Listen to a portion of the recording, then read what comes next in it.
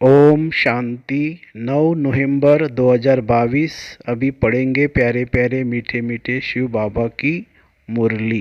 बच्चे, बाप की गति सदगति करने की मत व राय सबसे न्यारी है, इसलिए गाते हैं तेरी गतमत तुम ही जानो। वह स्वयं अपनी मत देते हैं। प्रश्न, ब्रह्मा कुमार कुमारी कहलाने के अधिकारी कौन, उनका स्वभाव कैसा होगा? उत्तर, जो बाप समान मीठे और प्यारे हैं, जो कभी मतभेद में नहीं आते, वही ब्रह्मा कुमार कुमारी कहलाने के अधिकारी है। बीके का स्वभाव बहुत मीठा मीठा होना चाहिए, अंदर जरा भी कड़वापन अथवा देहाभिमान न हो। गीत है ओम नमो शिवाय। ओम शांति। सब सेंटर के नूरे रत्नों को बेहद का बाप समझा रहे हैं। सेंटर वाले बच्चे समझेंगे और सुन सकेंगे कि बाप क्या समझाते हैं। देखो, इस दुनिया में हर एक के लिए नफरत है। गोरों को कालों के लिए नफरत है। समझते ही हमारे गांव से निकले जाए, इतनी नफरत आती है। इतने धर्म वाले हैं, सब एक दो से लड़ते झगड़ते रहते हैं। यह है ही रावण का राज्य। उनका अब अंत है। मनुष्य तो जानते नहीं है, पुकारते रहते हैं कि हे पतित पावन, दुख हरता सुख करता लिबरेटर आओ। दुख तो सबको है ही। बुद्धि भी कहती है कि इनको हेविन तो नहीं कहेंगे, स्वर्ग ही सबको याद आता है, तो जरूर अभी नरक है। नई दुनिया थी जरूर, फिर वह शांति के बाद सुख की दुनिया आएगी। वहाँ इस दुखधाम का नाम निशान नहीं होगा। अभी फिर सुख शांति का नाम निशान नहीं है। 5000 वर्ष पहले सुखधाम था, बाकी सब आत्माएं शांतिधाम में रहती थी। यह भी तुम अब समझते हो, जबकि तुमको परमपिता परमात्मा ने समझाया है। कहते भी है, शल तुमको ईश्वर समझ देवे। ऐसे नहीं कहेंगे कि ब्रह्मा विष्णु शंकर अच्छी मत दे। ईश्वर का ही नाम लेते हैं तो जरूर है कोई। इस समय ईश्वर ने ही मत दी होंगी और साकार में आकर दी होगी। लिखा हुआ है श्रीमद् भगवानुवाच। सिर्फ नाम कृष्ण का डाल दिया है। वास्तव में तो निराकार भगवान की मत तो जरूर नई दुनिया स्थापन हुई होगी।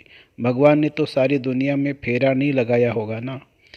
न सारी दुनिया आ सकती है, न भगवान सबके पास जा सकता है, न सब परमात्मा के सन्मुख हो सकते हैं।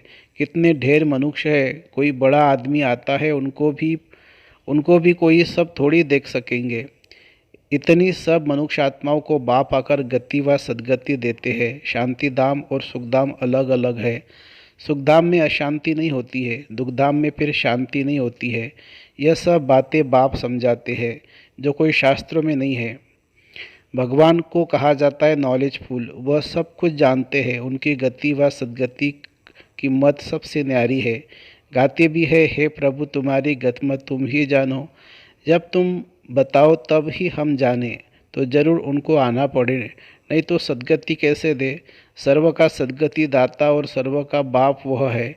सब आपस में भाई भाई है, न बाप ही बाप। यह समझ की बातें हैं, परंतु आसुरी मत ने जो सुनाया वो मान लिया है। सब आसुरी मत के अधीन है। तुम्हारे पास अब कितनी रोशनी है। ये लक्ष्मी नारायण जो इतनी उच्च सद्गति को पाए हुए हैं, उनमें भी यह नॉलेज नहीं रहती है। त्रिकालदर्शी बाप है, उन द्वारा यह राज्य पाया है। बाप किनों को आकर त्रिकालदर्शी बनाते हैं। जरूर बच्चों को ही बनाएंगे, सगे बच्चों को सिखलाएंगे, फिर उन द्वारा ही सीखेंगे। बाप का बच्चा ब्रह्मा, ब्रह्मा के बच्चे तुम ब्राह्मण। विष्णु व शंकर के बच्चे नहीं कहा जाता है। गायन है प्रजापिता ब्रह्मा, तो यह ब्रह्मा भी पिता, शिव भी पिता, दोनों बाप ठहरे। जरूर ब्रह्मा द्वारा ही सृष्टि रचेंगे। गायन भी है ब्रह्मा द्वारा ब्राह्मणों की स्थापना। अनेक धर्म मनुष्य के है, तो एक धर्म भी मनुष्यों का था। मनुष्य की बात है, न जानवरों की तो हो न सके। बाबा ने समझाया है, पहला प्रश्न पूछो कि पतित पावन कौन, परमपिता परमात्मा या गंगा जल। एक फैसला करो, फिर इतने मेले आदि पर जो भटकते हैं उनसे छूट जाएंगे। कहते हैं पतित पावन, तो बुद्धि ऊपर जाती है। पतित पावनी गंगा कहने से फिर बुद्धि पानी की तरफ चली आती है। ज्ञान अमृत नाम सुना है, तो गंगा जल को अमृत समझते हैं। तो सबसे मुख्य प्रश्न यह है, बाबा युक्तियाँ बहुत बताते हैं परंतु किसी को याद भी पड़े। बच्चे लिखते हैं बहुत प्रभावित हुआ परंतु बुद्धि में बैठा कुछ भी नहीं। सिर्फ इतना समझते ब्रह्मा कुमारियाँ अच्छा रास्ता बताती है। घर गए खलास। इसलिए प्रदर्शनी में जब आते हैं तो एक एक बात पर अच्छी तरह समझाकर लिखाना चाहिए। सैकड़ों आते हैं, कोई की बुद्धि में एक बात भी नहीं ठहरती है। बाबा के पास ऐसा समाचार नहीं आता है कि इन इन मुख्य बातों पर भाषण किया। यह स्कूल है, टीचर पूछता है तो स्टूडेंट को जवाब देना पड़ता है। तुम टीचर होकर पूछेंगे तो जवाब देंगे। बच्चे बहुत खुश होते हैं। तुम बच्ची उतरती कला और चढ़ती कला पर भी समझाते हो। कोई मुक्ति में गए, कोई जीवन मुक्ति में गए, सबका भला हो गया, सबकी चढ़ती कला हो गई। अब फिर उन सतोप्रधान सतयुग वालों को तमोप्रधान में नीचे जरूर आना है। तो यह भी दिखाना पड़े कि द्वापर से उतरती कला होती है, चढ़ती कला उतरती कला का भी स्लाइड है, परंतु बच्चे समझाते नहीं है। हर एक बात पूछना चाहिए। यह पढ़ाई है, टीचर होकर बैठना चाहिए। बाकी भाषण किया, स्टेज पार्टी बना तो यह तो कॉमन है। यहाँ तो हर एक बात पूछनी है। सर्व का सद्गति दाता पतित पावन बाप एक है, वह सर्वव्यापी है। अगर सर्वव्यापी है तो फिर बाप कैसे ठहरा? बताओ। पतित पावन ज्ञान का सागर गीता का भगवान है या श्री कृष्ण? भगवान किसको कहेंगे? जरूर निराकार को कहेंगे। इस हिसाब से गीता खंडन हो गई है। गीता माई बाप खंडन तो सब शास्त्र खंडन हो गए हैं। तुम सिद्ध कर बताओ कि सारी दुनिया झूठी है, सब पत्थर बुद्धि है। पारस बुद्धि होती है सतयुग में। पत्थर बुद्धि है तब तो बाबा आकर पारस बुद्धि बनाते हैं। जो पारस बुद्धि थे वही आकर पत्थर बुद्धि बने हैं, जबकि सृष्टि का भी अंत है। बीच के टाइम में हम कह नहीं सकते कि तुच्छ बुद्धि व तमोप्रधान है। पिछाड़ी में सब तमोप्रधान बनते हैं। क्रिश्चियन धर्म आया तो ऐसे नहीं कहेंगे कि तमोगुनी थे, नहीं, उनको भी सतो रजो तमो में पास करना है। इस समय सारा झाड़ जड़जड़ीभूत है, इनका विनाश होना है। इस पर अच्छी रीति भाषण करना है। ऐसे नहीं जो आया सो बोल दिया। बड़े अक्षरों में यह पहली लगा दो जो सब पढ़े कि गीता का भगवान पुनर्जन्म रहित ज्ञान का सागर परमपिता परमात्मा या श्री कृष्ण भगवान ने ही गीता रची और पतितों को पावन बनाया। याद भी उन्हों को ही करते हैं। अब कृष्ण की आत्मा भी पावन बन रही है। इस बात को उठाते नहीं है। 5 विकारों के डायलॉग बहुत करते हैं। विहंग वर्ग की सर्विस करनी चाहिए। अपने को अक्लमंद बहुत समझते हैं परंतु ख्याल करना चाहिए कि अक्लमंद कैसे हो सकते हैं। अभी तो कच्चे हैं। हर एक मर्चेंट, हर एक धर्म वालों को तुम्हें अलग अलग निमंत्रण देना है। रामकृष्ण वालों का बड़ा मठ है, हरिजन की भी एसोसिएशन है। उनके जो मुख्य है सबको निमंत्रण देकर बुलाना चाहिए। ऐसे काम करने वाले कोई हो जो इसमें लगे रहे।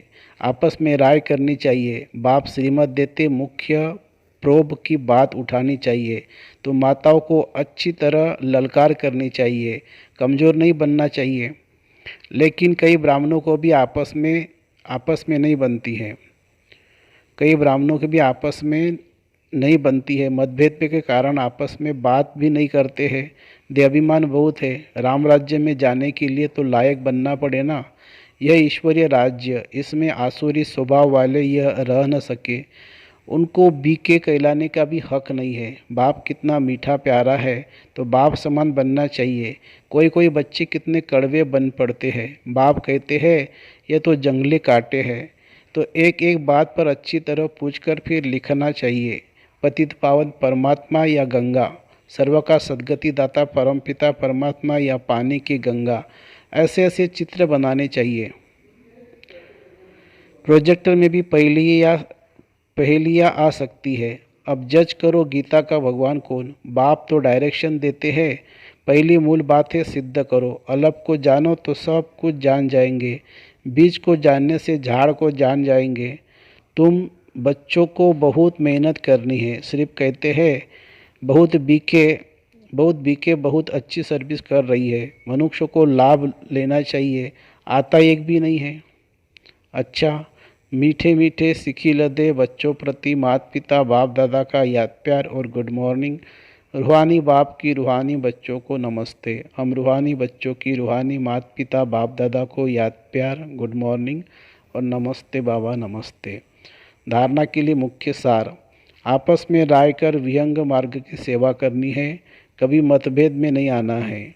दूसरी पॉइंट, टीचर बन सबको अलग की पहचान देनी है, चढ़ती कला और उतरती कला का राज समझाना है, ज्ञान की पहेलियाँ पूछकर सत्यता को सिद्ध करना है।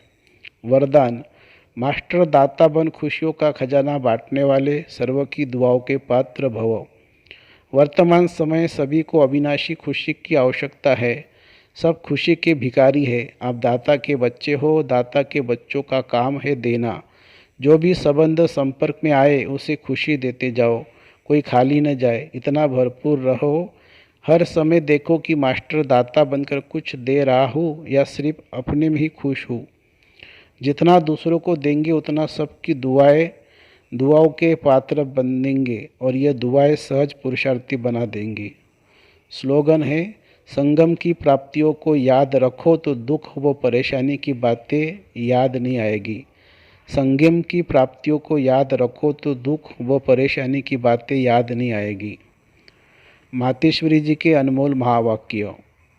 ओम रटो माना ओम जपो। जिस समय हम ओम शब्द कहते हैं तो ओम कहने का मतलब यह नहीं कि ओम शब्द का उच्चारण करना है। सिर्फ ओम कहने से कोई जीवन में फायदा नहीं है, परंतु ओम के अर्थ स्वरूप में स्थित होना, उस ओम के अर्थ को जानने से मनुष्य को वो शांति प्राप्त होती है। अब मनुष्य चाहते तो अवश्य है कि हमें शांति प्राप्त हो, उस शांति स्थापन के लिए बहुत सम्मेलन करते हैं, परंतु रिजल्ट ऐसे ही दिखाई दे रही है कि और ही अशांति दुख का कारण बनता रहता है।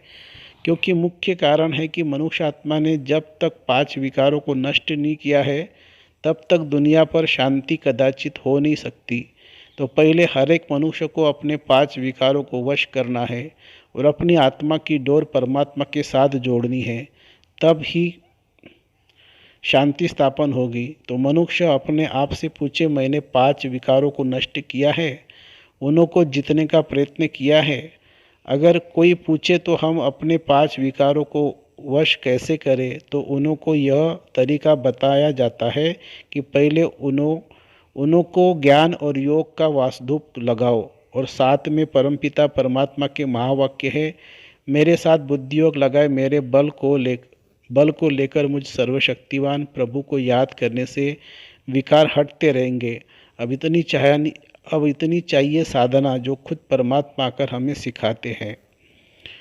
दूसरी पॉइंट, तुम्हारी गतिमत तुम ही जानो। अब यह महिमा किसकी है?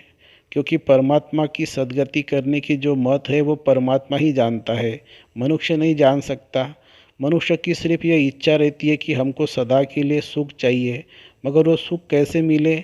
जब तक मनुष्य अपने 5 विकारों को भस्म कर कर्म अकर्म नहीं बनाए तब तक वह सुख मिल नहीं सकता। क्योंकि कर्म अकर्म विकर्म की गति बहुत गहन है, जिसको सिवाय परमात्मा के और कोई मनुष्य आत्मा उसकी गति को नहीं जान सकता। अब जब तक परमात्मा ने वो गति नहीं सुनाई है तब तक मनुष्य को जीवन मुक्ति प्राप्त नहीं होती है। इसलिए मनुष्य कहते हैं, तेरी मत तुम ही जानो। इनकी सद्गति करने की मत वो परमात्मा के पास कैसे कर्मों अकर्म बनाना है, ये शिक्षा देना परमात्मा का काम है। बाकी मनुष्य को तो यह ज्ञान नहीं, जिस कारण वो उल्टा कार्य करते रहते हैं। अब मनुष्य का पहला फर्ज है अपने कर्मों को सुधारना, तभी मनुष्य जीवन का पूरा लाभ उठा सकेंगे। अच्छा, ओम शांति शांति शांति। थैंक यू बाबा, थैंक यू। शुक्रिया बाबा, शुक्रिया।